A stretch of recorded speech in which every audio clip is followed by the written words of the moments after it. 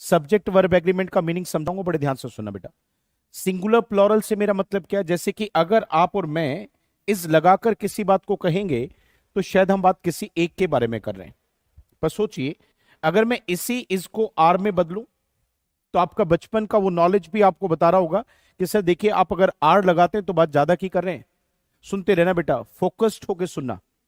अगली बात पे आते हैं बेटा। अगर मैं कोई बात वोज की मदद से कहता हूं तो वही बात आप वर से भी कह सकते हैं। जो बात आप हैज से कहते हैं वो हैव से। और बेटा जी मैं इसी तरीके से कहूंगा कि किसी भी वर्ब की जो पहली फॉर्म है, जैसे कि मैं मान लो कम लिखता हूं, तो उसी पहली फॉर्म में हम एस लगा के जब लिखते हैं तो वो कम्स हो जाता है। एक वर्ब को हम इस चार तरीके से लिखते हैं बेटा। एक बार लाइक एंड शेयर सब अच्छे कर देना, बड़े ध्यान से सुनिए। सर यहां पे मत रुकना क्लास में, आज इससे थोड़ा सा डेप्थ ही चलेंगे इसमें।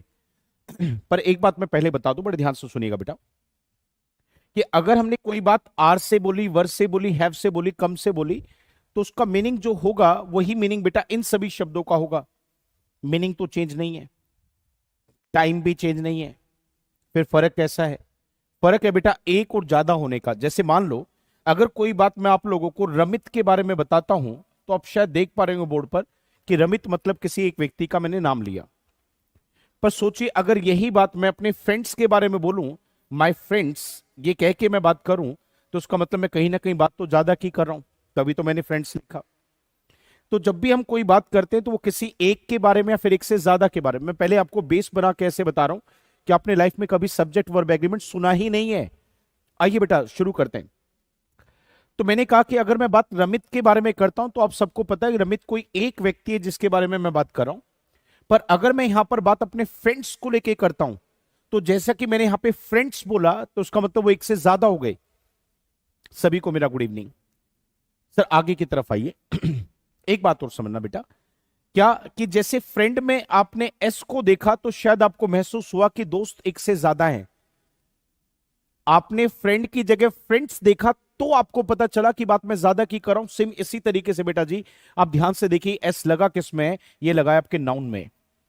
और एक बात लाइफ में कभी मत भूलना बेटा, ये जो एस और ईएस लगता है वो मुख्यतः मुख्यतः मतलब मेनली वो दो ही चीजों में लगता है बेटा।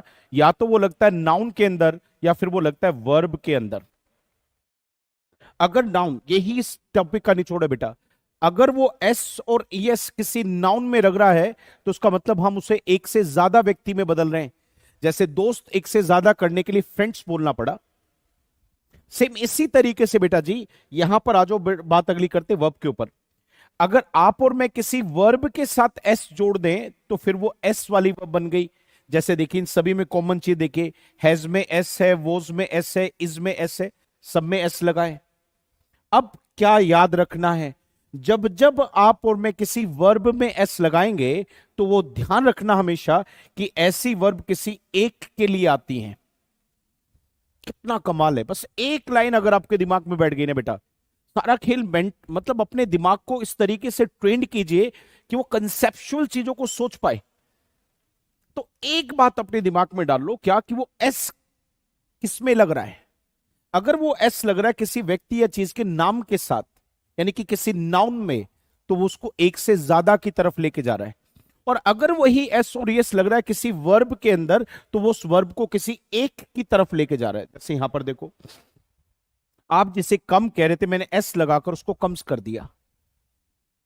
तो यानी कि जब जब, आज से दिमाग में क्या रखा, जब जब कोई भी सेंटेंस में एस वाली वर्ब लगेंगी तो वहां पर बात किसी एक के बारे में होगी। और अगर वर्ब में एस नहीं है तो बात ज्यादा के बारे में हो रही है। ये बात अपने दिमाग में बैठा लीजिए आप, कि एस वाली वर्ब किसी एक के लिए और जिसमें एस नहीं है वो ज्यादा के लिए। ये तो पॉइंट नंबर 1 हो गया। अब पॉइंट नंबर 2 पे आइए। बच्चा कई बार सोचता है कि सर मुझे कैसे पता चलेगा कि वो कितनी सारी वर्ब्स है। बेटा ये भी अपने दिमाग से निकाल दो, पूरी इंग्लिश में 4 ही वर्ब ऐसी हैं, ये बोर्ड पे जो लिखी हैं, ये 4 पेयर ऐसे हैं जहां पर वर्ब को 2 तरीके से लिखा जाता है, एक और एक से ज्यादा की सेंस में। ये 4 वो रहे।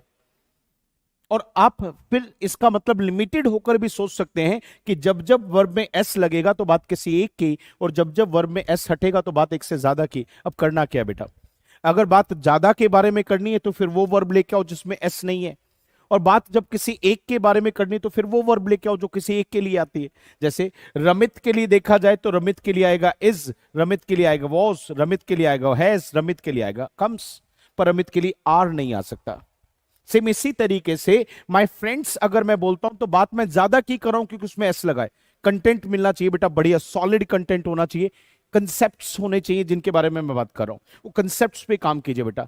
तो अगर मैं यहां पर फ्रेंड्स लिखता हूं तो एस लिखने के बाद ये ज्यादा हो गए, और यही बात मैं आपको कहता हूं अगर मैंने इस बात ज्यादा के बारे में कही तो फिर एक ऐसी वर्ब कैसे आ सकती है जो किसी एक को दिखाती हो, जैसे कि ये वाली। तो जब ज्यादा के बारे में बात है तो बात भी वर्ब भी वही आएगी जो ज्यादा को दिखाती है, यानी कि जिसमें एस नहीं लगता।